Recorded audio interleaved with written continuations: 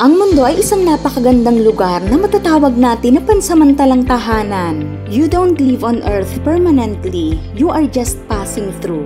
Ito ay nangangailangan din ng TLC o tender loving care mula sa atin na capable na mga laga at magpayabong ng luntiang kapaligiran. Nahaharap ngayon ang mundo sa matitinding isyong pangkalikasan tulad ng pagtaas ng temperatura dahil sa climate change. The greatest threat to our planet is the belief that someone else will save it. Kailangan nating magising sa katotohanan na walang alien na darating para isave ang planet natin. What you do makes a difference, and you have to decide what kind of difference you want to make.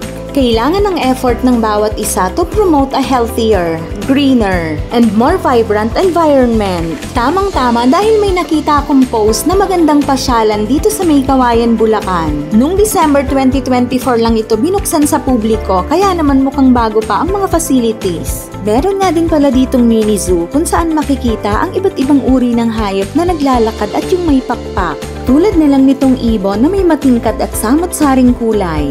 Meron ding maliit na lawa o fish pond na maraming maliliit na isda. Pero saan nga ba ang exact address ng pinuntahan namin na to? Madali lang namang mahanap lalo kapag may data or internet ka. Dito lang pala to guys sa City MRF, Barangay Paho, May Kawayan, Bulacan. Tanghali na nung dumating kami dito sa karikta ng May Kawayan Eco Park. Ang nakakatuwa dahil libre kaya wala kang babayarang entrance fee. Kailangan lang nating sumunod sa mga patakaran nila.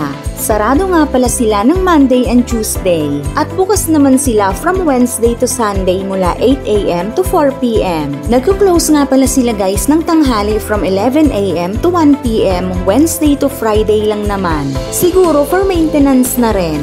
Pero kapag Saturday and Sunday, bukas sila maghapon.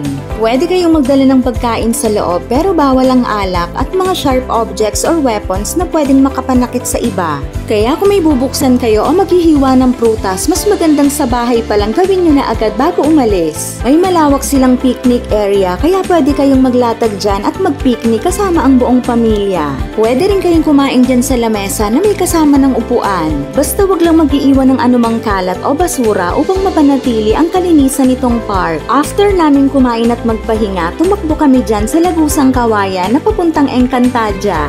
Charis lang!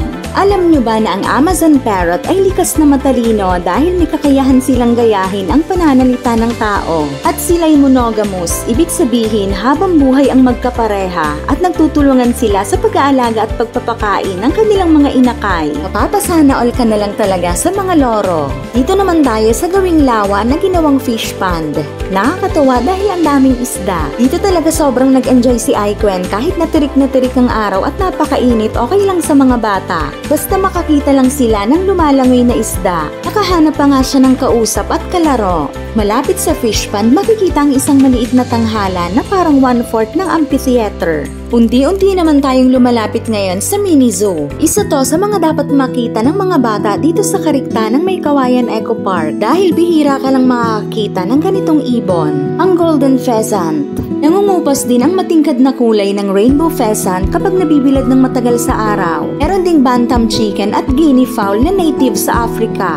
Lumulunok sila ng mga maliliit na bato para matulungan ng gizzard nila sa pagdurog ng pagkain. Malayan o amboy na box turtle naman ang tawag sa mga pagong na to. Hindi nila kailangang kumain araw-araw. Kahit minsan lang sa 2 linggo ay sapat na sa kanilang kalusugan. Nako, di ko kaya yan pagong. May mga tupa na ang sarap ng kain. Ang sarap talagang mamasyal dito. Napakalinis ng paligid at nakaka-refresh ng isip at mata. May mga kubo rin na pwedeng tambayan. Idagdag mo pa tong bamboo bridge na magandang pagpicturan. Dito siguradong matutuwa ang mga batang kasama nyo. Sa masayang mundo ng bata. Ang playground sa loob ng Eco Park, napaka-child-friendly talaga ng lugar na to. Paalala nga din pala guys na bawal ang manigarilyo sa lahat ng area ng kariktan ng May Kawayan Eco Park. Bawal din bigyan ng dalang pagkain ang mga hayop at isda. Bawal din ang magdala ng pets sa loob. Sobrang nakita naman ako dito sa isang lahi ng kalapati dahil sa kulay nitong brown-red. Ang fancy pigeon na may mahabang pakpak at balahibo. So far, ito na yung pinakamagandang eco park na napuntahan ko. I-rate ko to ng 15 out of 10. Sobrang nagustuhan ko dito at sure ako na babalik kami. Bago kami umuwi, nakita namin yung pasarado ng mushroom house. Buti mabait yung ate na nagbabantay at sinabi niyang pwede pa raw kaming pumasok at tumingin sa loob.